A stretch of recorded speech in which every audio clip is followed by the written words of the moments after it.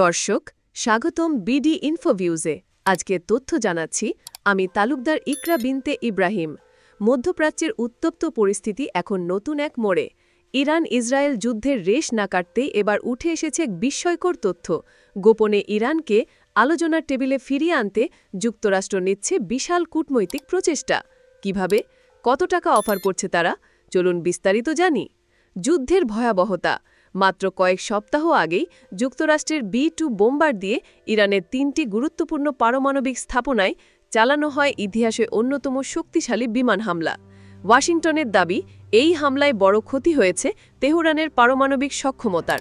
যদিও ইরান দাবি করে মূল অবকাঠামো প্রায় অক্ষত রয়েছে, তবে এই হামলার পাল্টা জবাবও দিয়েছে ইরান। যুক্তরাষ্ট্রের একাধিক সামরিক ঘাঁটিতে ক্ষেপণাস্ত্র বর্ষণ করে দিয়েছে তারা। টানা 10 দিনের সংঘাতে নতুন করে উত্তেজনা ছড়ায় গোটা মধ্যপ্রাচ্যে। গোপন কূটনৈতিক তৎপরতা। ঠিক এমন এক উত্তপ্ত পরিস্থিতিতে মার্কিন গণমাধ্যম CNN প্রকাশ করল এক চাঞ্চল্যকর অনুসন্ধানী প্রতিবেদন। তারা বলছে, যুক্তরাষ্ট্র এখন গোপনে ইরানকে আলোচনার টেবিলে আনতে চায়। তাদের পরিকল্পনা হল পারমাণবিক অস্ত্র নয়, শুধু বেসামরিক উদ্দেশ্যে পারমাণবিক কর্মসূচি চালানোর জন্য ইরানকে $30 কোটি বিলিয়ন সহায়তা দেওয়া হবে। শুধু তাই নয়, ইরানের উপর থাকা নিষেধাজ্ঞাও শিথিল করা হবে এবং আটকে থাকা $বিলিয়ন সম্পদ মুক্ত করার কথাও আলোচনা হচ্ছে।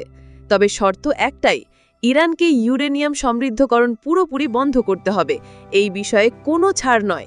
এই সহায়তা কোথা থেকে? বিশেষজ্ঞরা বলছেন, এই সহায়তার অর্থ সরাসরি যুক্তরাষ্ট্র দেবে না।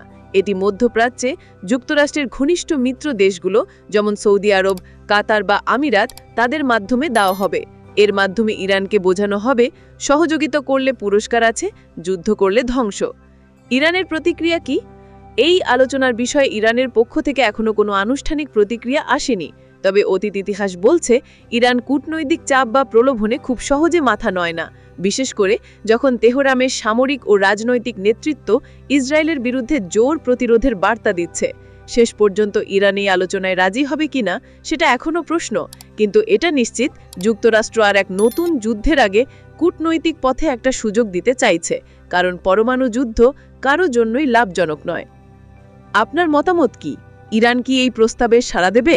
ভিডিওটি ভালো লাগলে লাইক দিন, শেয়ার করুন আর সাবস্ক্রাইব করে বেল আইকনটি বাজিয়ে রাখুন, যাতে আমরা যখনই নতুন আপডেট দিই আপনি সঙ্গে সঙ্গে জানতে পারেন। ধন্যবাদ। দেখা হবে পরের তথ্যবহুল প্রতিবেদন নিয়ে। আল্লাহ হাফিজ।